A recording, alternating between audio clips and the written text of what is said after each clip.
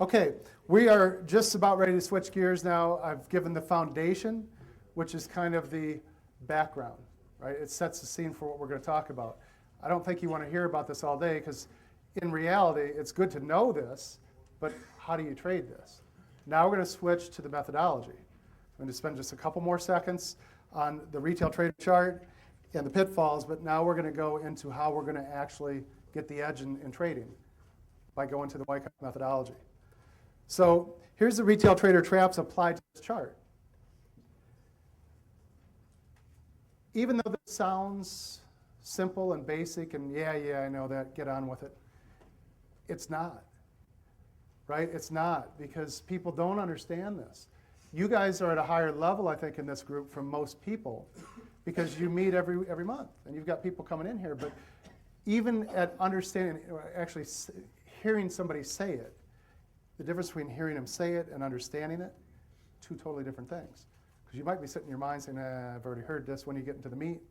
Well, the meat's, it's part of it right here, but we're getting to more of it. But these indicators are derivative of price action, right? As price moves around, it moves these around. These moving around doesn't move the price. And people don't understand that. They read in these books, well, the MACD's doing this. Well, yeah, MACD's doing that because the price is doing that, right? And the stochastic's doing that because the price is doing that. And the moving average is doing that because the price is doing that. The price is driving that, and that's just a derivative of that. And people don't get it. And they keep using this stuff. And this is one of the biggest problems. The reason I get so passionate about it is because all you're doing is knocking yourself on the side of the head. And you keep getting the pain, and the pain's not going to go away because you're doing something that doesn't make a lot of sense. I'm going to expand on that. These are lagging indicators. We talked about that. But the most important thing that these indicators are is this is a dependent variable of the price. They can't do that unless the price does that. They can't tell you anything other than what that price is telling you in a different way. We'll shape it, we'll shift it, we'll average it, we'll make custom indicators, we'll change the different parameters, we'll make them our own settings. I learned this in the seminar, and my God, when you put a stochastic down to a 10-day instead of 14, it's magic. Well, all it's doing, folks, is just doing what price is doing, and it's a dependent variable. If you took a logic class, logic will tell you that you can't take variable A and use it to predict variable A. It does not work. But that's how retail traders trade, because that's what you read in a book. And the book at the library, the book at the bookstore is full of those indicators. And if it's mathematically based, for the most part, I won't say that everything is because I don't like to be 100% one way, but by and large, the vast majority of these formula-driven indicators, if not every one of them, so I'll just hedge my position a little bit because there might be one I'm not aware of, they're all derivatives of price. They're all dependent variables of price. That's why when you see these things, hey, I've got a great divergence of MACD there, and my God, it worked. New system. We're in. Yeah, sure, they work sometimes. But you know what? You're not going to make money trading them. Just that. You're not going to make money. You're going to lose money. So you got to understand that, right? That's why I just want to set that up, that you understand the obstacles that we have against us. Wall Street code, and I use Wall Street, it could be LaSalle Street, it can be any exchange that we want to talk about. Their language, the code that they use, is not related to how we live and breathe on Main Street. It's that bizarro world thing from Seinfeld.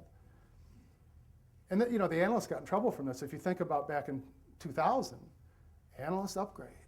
Oh yeah, I just bought that stock, that's awesome. And the stock falls down 50%, 60%. They have a different code.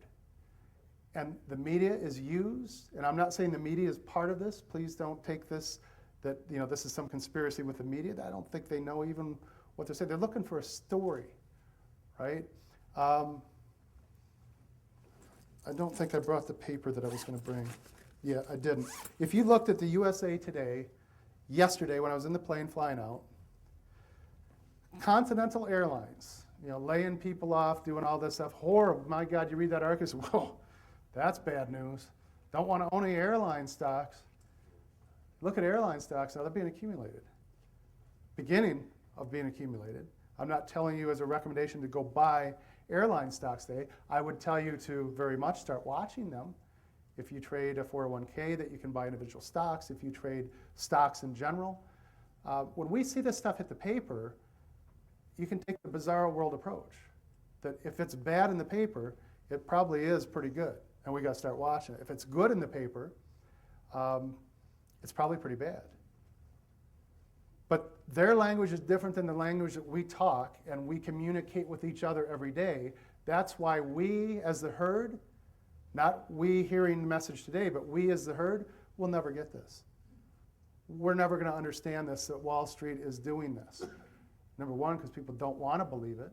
It's a hard message to swallow. Say, well, oh no, the government wouldn't let that happen. Yeah, they would. And they are. So to be successful in this game, we need to be able to decipher the code of the collective smart money. And then you can go to Success Avenue. My little attempt at a joke. Okay, let's get into the meat of this now. How are we going to do this? How can we see this? How can we profit from this? Volume's the key.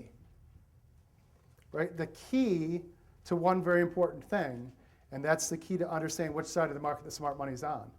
You see, the smart money, even though they're very good and very deceptive at what they do, when you can read a chart, they trade with such size they can't hide. It's impossible. It's like the silverback, 800-pound silverback gorilla in the forest trying to hide. Anywhere that thing moves, you can hear it, right? It's not hiding. Elephants can't hide. So these are things of size that we can see. Correct volume analysis allows us to see the consensus of opinion from all market participants. Volume is an independent variable, not a dependent variable. Volume's independent of price. Price can move up on high volume, price can move up on low volume. There's different meanings to both scenarios. And when you see this ticker tape come across, that's price action. That thing is designed to manipulate our brain. That thing is equivalent to the live ticker on the right edge of your chart, moving up and down, up and down, up and down. And you had these bucket shops back in the old days that this ticker tape, and it wasn't electronic, as you can imagine. This ticker tape is actually, it has a tape, and it's reading out, and people are there in the broker's office, and they're all, ooh, look at that, that's going up, go up, up, okay, and all of a sudden they got a following. And they're trying to create that following as a diversion, right?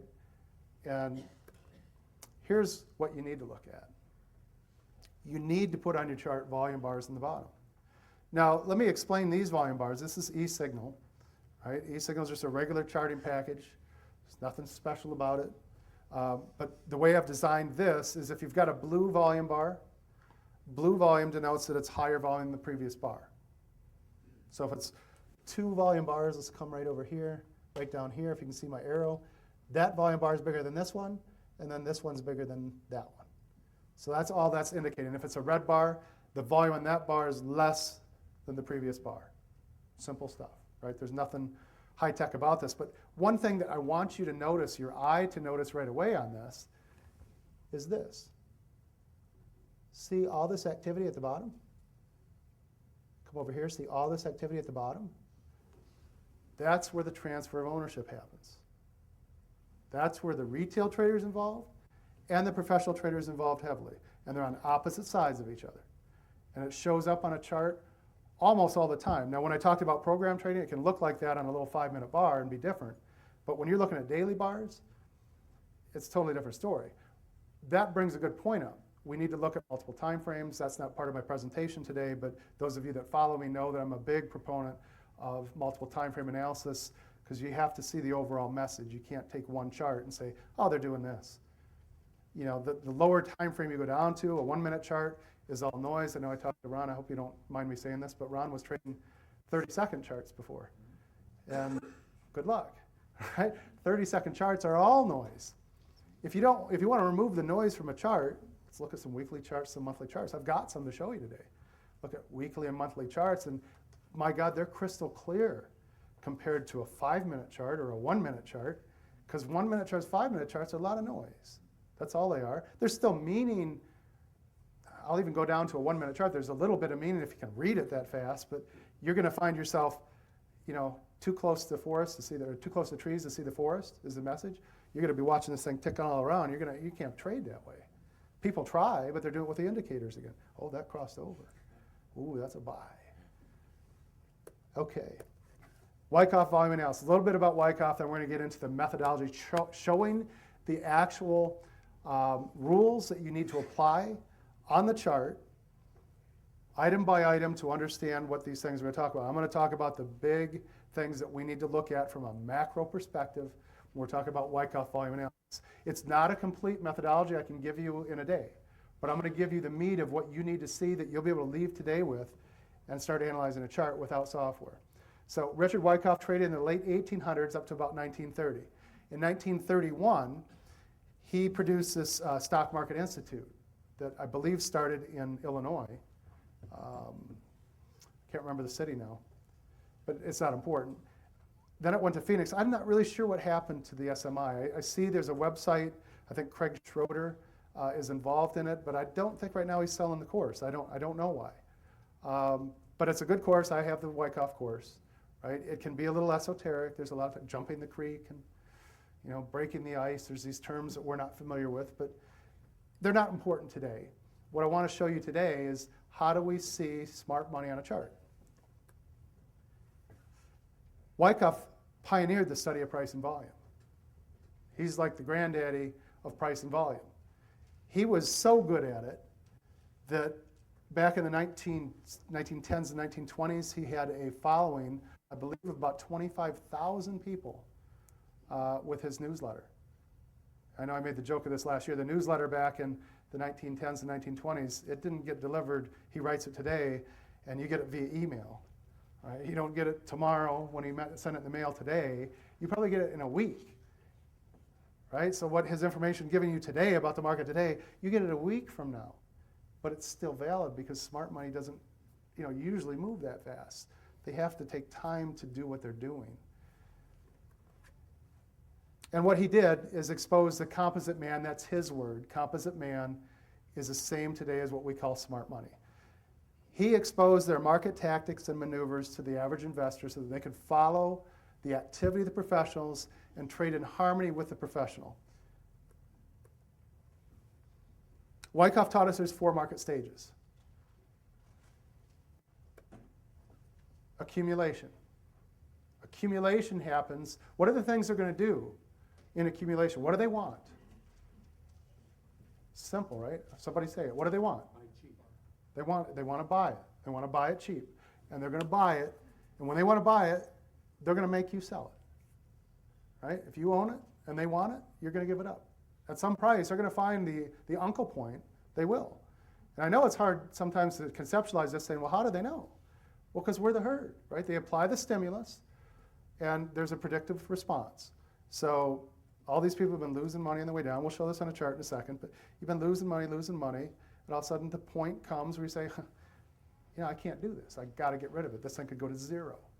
And that's exactly what they're trying to plant in your mind, that it's time to just give it up now, give up the ghost, let it go, try to find something else. That's the exact time when and I'm going to show you this, that's what we're going to call a selling climax, right? That's a selling climax. That's where the transfer of ownership happens. So that's going to be one of the stages that we're going to see in accumulation is a selling climax. We're also going to see, though, in the accumulation phase, we're going to see testing. I'm going to show you what testing looks like. I'm going to describe it, give you the rule sets for it. If you want to call them rule sets, there's really not a rule set per se. And then you're going to look at shakeouts. These things are all designed to take the stock or the position away from the retail guy, what we call the weak holder, what Wyckoff called the weak holder. Take that from you, from us, put it in my pockets as a smart money man, and once the accumulation phase is done, once they've gotten everything they can, and there's no more latent supply out there, we're going to go into what's called the markup phase. They can kind of take the back seat now. The people that have all this ownership at low prices, because there's no sellers now, they've removed all the supply from the market. That market's going to go up on its own, if you want to call it weight. It'll have like a helium balloon on it, because what's going to happen when this goes up is because they know the supply's gone down here, there's not going to be any big supply coming into the market, so it's going to just kind of drift up. You're going to see these nice trends. A lot of times they're 45-degree trends, and then we start saying, okay, that's when we can start applying this that we talked about earlier. Well, we should see nice improving volume as this thing goes up, as the retail trader finally gets involved, and they start tracking this. Maybe the pension funds and mutual funds start buying this, because they're not buying, none of those people are buying it down here. It's too scary to buy it down there. And now it starts going up. Professionals already accumulated. So now we'll get the mutual funds, the pension funds. Once they're in, then we get some retail ownership coming in. And the minute that retail ownership starts coming in, the markup phase is over, right? And now the distribution phase starts. Distribution phase, we're going to see buying climaxes. We're going to see no demand bars. We're going to see up thrusts. I'm going to show you all this on the chart. You're going to see what it looks like. But those are the things that you're going to see in this distribution phase. And then in the markdown phase, the only time that you're going to have support from professional money in a markdown phase is if they have not gotten rid of all their supply. So instead of having the market just fall like that, you're going to see things. You'll see this big buying climax, and as you kind of top out here, you're going to see this thing start to go down, and oops, professionals say, no, we can't let it go down yet. We still got some of this. We got to push the price back up. So we push the price back up, support it momentarily, so that we can get the retail trader involved again. Oh, it's going back up, honey. We can buy this. Yeah, we're going to make money now. And once all of that supply for the professional is done, that markdown phase happens. And the markdown phase happens, we go down like this. And generally, you're going to go down faster than you're going to go up. You're going to have a nice 45-degree angle going up. And it could be 30 degrees. You don't have to put the angle on it. But going down is going to be much quicker because there's no support. There is nobody there supporting the thing. The people that own it are Main Street people, right? It's not Wall Street. Main Street now owns it, John and Jane Q. Public, and they're just watching this thing go down in the tank. And this point will come when we want to go back in the accumulation phase that, okay, hey, professionals are going to come back in, drive the price down real hard in a couple bars, make you sell it, and then the whole process starts over again. This happens in every market. But if you pulled people on the street and said, well, tell me about this, these 4 market stages. Some people might know it, but if you tried to explain to them professionals are driving this, you're going to have a real hard time having them buy it. So here's what Wyckoff taught. He said, let's concentrate on how to play the game like the professionals do. That's what we want to do, is we want to play just like them. We can't play like them with the money they have, but we can play like them alongside them. Here's how you need to do it, though. I'm going back to this bizarro world statement, because it just, to me, that makes a lot of sense, because I saw the episode and it makes me laugh. But we need to, as individuals, not being part of smart money, to be able to track smart money, we need to reason out what we would be doing if we were in their shoes.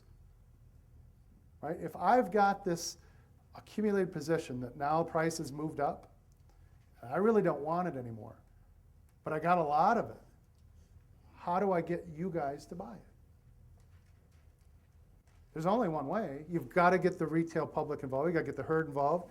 And you've got to do what Wyckoff used to call hypodermics. It makes me laugh when I read about it. I mean, hypodermic needle, I guess we're a little better off maybe today than back in the 1920s, medically speaking.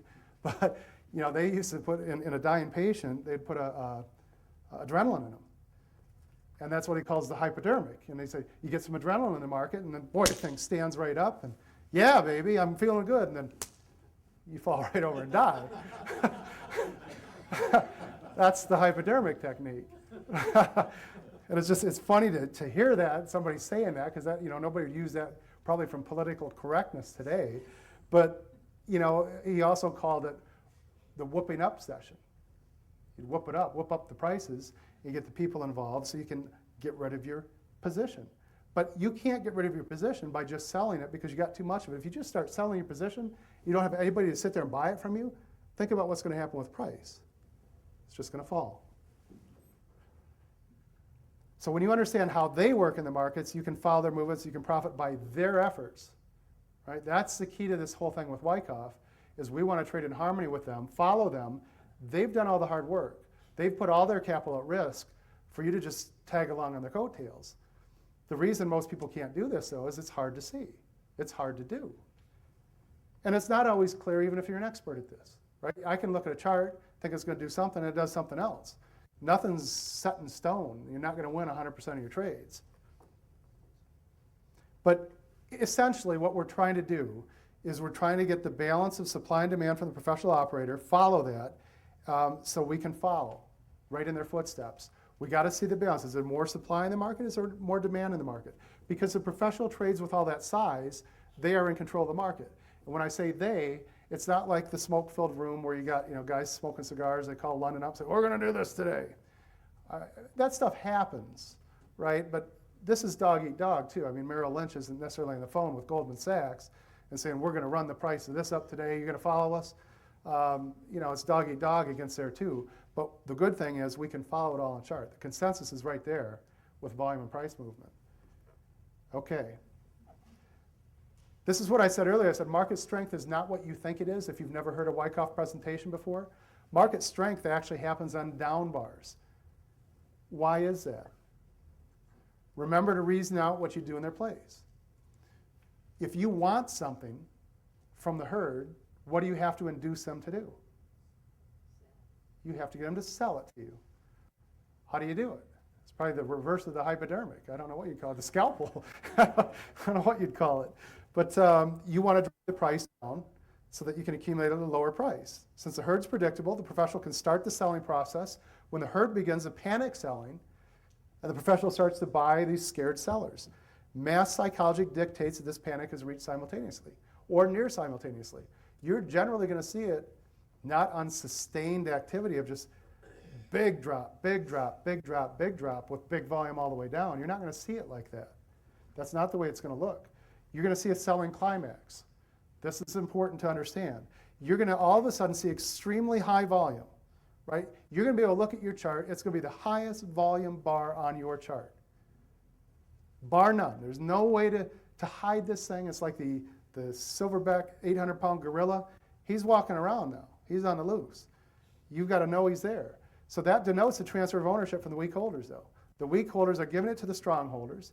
That transfer of ownership takes place. It shows itself on the velocity increase in the price, so it starts to just expand down hard, but at the bottom of that volume histogram, you see the volume just massive. And you know now that there is accumulation happening from professional money. What we don't know yet is when that accumulation process is done. Right? That's the beginning. That means the markdown phase is coming to an end, and the accumulation phase is starting to happen. But accumulation phases take time. So the price velocity increases dramatically, seen by the price action. So instead of seeing little bars going down like this, now you're seeing bars that big going down. There's no way to hide a selling climax. Generally speaking, you're not going to have, and I said this, I want to be redundant though, you're not going to have like 4 big bars in a row with all that volume. It's just not going to happen. And I'll show you some examples. But that's just not the way it's going to show itself on a chart. Because when the mass herd gets involved, it's all at once. It's, whoa, I got to get out now. I don't want to be involved in this anymore. Just get me out. And that's exactly what the professional wants to do. And it's going to be really bearish looking. I mean, anybody you would show that chart to that is not a trained Wyckoff analyst will say, oh my God, you better get rid of that. But that bearish activity is followed by a market recovery. That's how we can prove on the chart that that was actually buying from professional interests.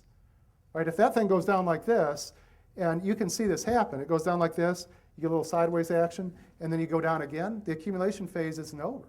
Right? And you might be mistaking that still for the distribution phase. That's where I mean by this macro background. Have you went up like this? Do you have a sizable move behind you? And then you've got some topping out, and then it starts to drift down, or starts to go down like that, but the volume hasn't just climaxed yet. Then all of a sudden you go like that, that's a selling climax. If you're coming up like this, and you're going down like that, and you come up like that, and you go down like that, it could still be part of the uptrend, right? And it can just be some shenanigans going on. They still want to get some more stock positions because they know it's going to go higher. This is the hard part about Wyckoff, right? But the good thing that I can tell you, and it's a little unfortunate, is that hindsight will be 20/20. You'll be able to notice this after it happened. But if it did happen, this is important, if it did happen and it's not selling climax, that means we're going to keep going up.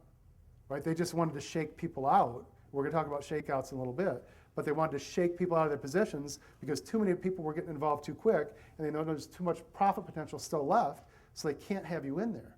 The last thing that they want to do is have us, as retail traders, succeed.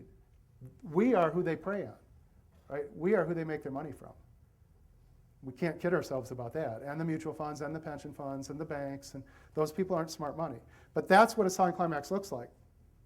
You could notice, though, that this first bar, see my arrow here, that first bar looks, wow, the velocity's increased, that price is really moving down fast. But what's not there? Yeah, you don't have the volume for a selling climax. It doesn't exist there. It looks pretty bad, but you know that's not the end. That could be, actually, that scenario where they're trying to shake you out, and then it's going to move higher. In this case, it's not. But you can see this stock was Intel Corporation on a weekly chart, and we were up around 28 bucks in December of last year. And before January was done, we were down around 19. So we dropped about 30% in that stock in a matter of weeks, right? And you can see, do you see how that's the biggest volume bar in your chart? There is no mistaking that. There's no way that this is not professional buying. One of the reasons I know that, remember I told you the market would recover from that, right? Everybody thinks I need out of Intel when they're seeing this chart, just get me out, call their broker, sell. And who are they selling to? They're selling to the professional. Professional has come in.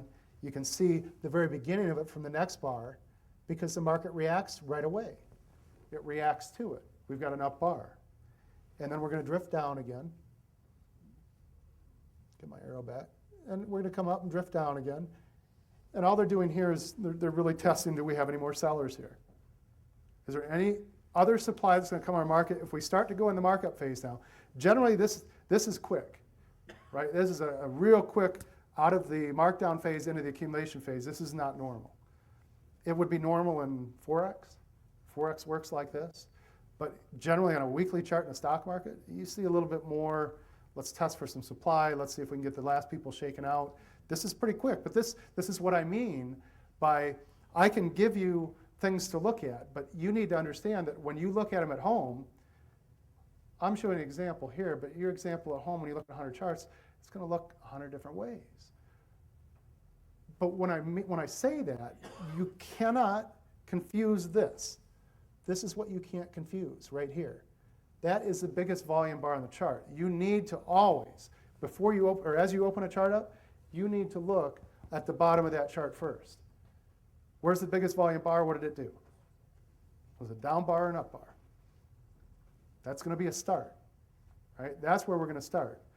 We're not going to look at oscillators. I mean, if you want to look at an oscillator later, feel free, right? Oscillators and those types of technical analysis tools, once you've identified what smart money is doing, there is nothing wrong, if you feel comfortable doing this, putting a stochastic on there, if that's what you like, or a MACD, and letting that drive you into the trade. I think there's better ways to do it, but to simplify things, if we don't want to make this rocket science, if you want just some simple stuff to play with when you get home, go put that chart on at home and see what your indicators that you might be using tell you, now that you understand that that's professional buying.